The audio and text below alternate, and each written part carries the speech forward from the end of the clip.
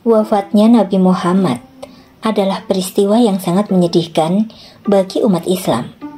Pada hari Senin 12 Rabiul Awal, yaitu tahun 11 Hijriah atau 8 Juni 632 Masehi, Rasulullah menghembuskan nafas terakhir, yaitu di rumah istrinya Aisyah radhiyallahu anha. Sejak beberapa hari sebelum wafat, Rasulullah mengalami sakit yang semakin berat. Penyakit ini bermula setelah beliau kembali dari haji wada atau haji perpisahan. Awalnya beliau masih bisa menjalankan sholat berjamaah, tetapi kondisinya semakin lemah. Pada hari-hari terakhir, beliau meminta izin kepada istri-istrinya untuk dirawat di rumah Aisyah. Dalam kondisi sakit, beliau seringkali merasakan panas yang sangat luar biasa, hingga keringat bercucuran di wajahnya. Aisyah radhiyallahu anha menceritakan bahwa beliau sering mengusap wajahnya dengan air untuk meredakan panas tubuhnya. Pada pagi hari Senin, yaitu 12 Rabiul Awal, kondisi Rasulullah sedikit membaik.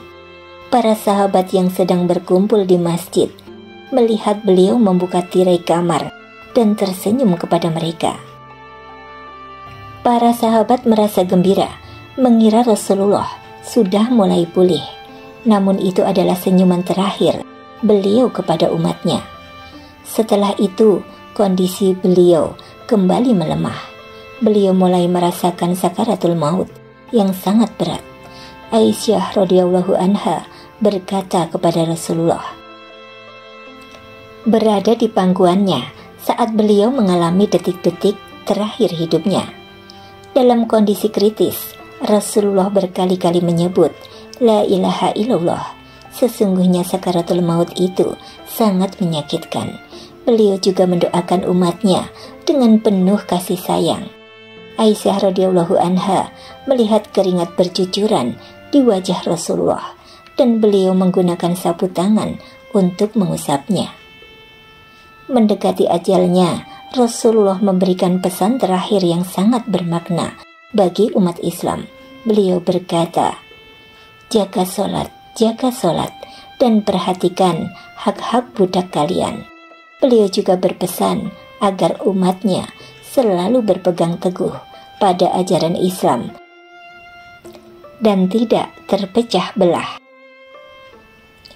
Saat itulah malaikat Jibril datang dan berkata, wahai Rasulullah, Allah mengutusku untuk menanyakan, apakah engkau ingin tetap hidup di dunia atau kembali kepadanya? Rasulullah yang sudah memahami bahwa ajalnya semakin dekat, dengan penuh ketenangan berkata, aku memilih bersama Allah, aku memilih bersama Allah. Jibril pun berpamitan dan mengatakan bahwa malaikat Israel atau malaikat maut akan segera datang untuk menjemput ruhnya. Tak lama setelah malaikat Jibril pergi, malaikat Israel datang.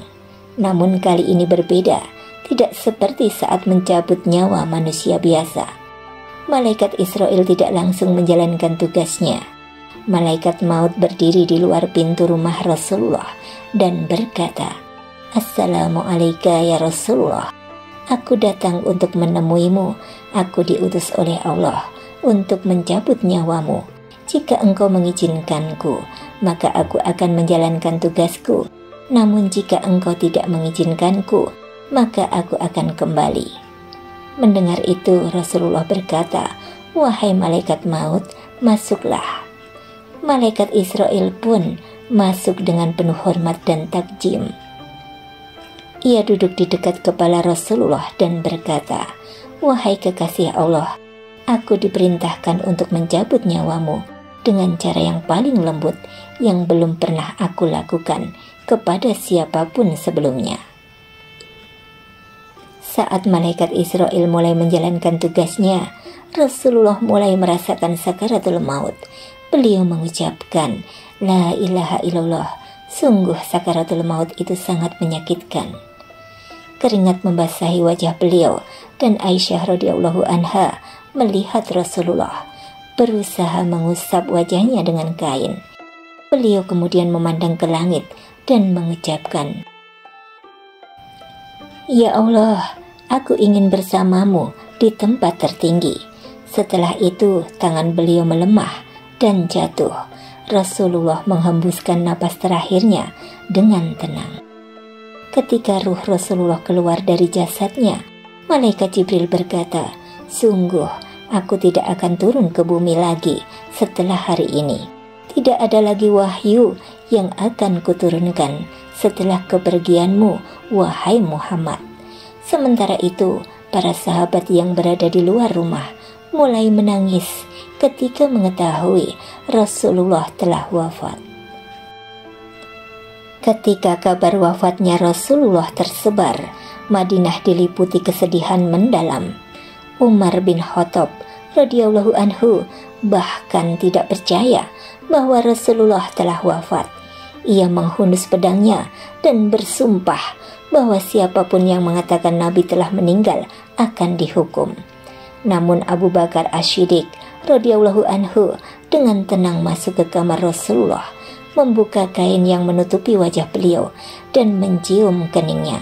Abu Bakar berkata, "Demi Allah, engkau tetap harum dalam keadaan hidup maupun wafat." Kemudian Abu Bakar keluar dan berkata kepada para sahabat, "Wahai manusia, barang siapa yang menyembah Muhammad, maka Muhammad telah wafat. Tapi barang siapa yang menyembah Allah, maka Allah maha hidup dan tidak akan mati." Beliau lalu membacakan firman Allah, "Muhammad itu tidak lain hanyalah seorang rasul. Sungguh telah berlalu sebelumnya beberapa orang rasul. Apakah jika dia wafat atau dibunuh, kamu berbalik ke belakang?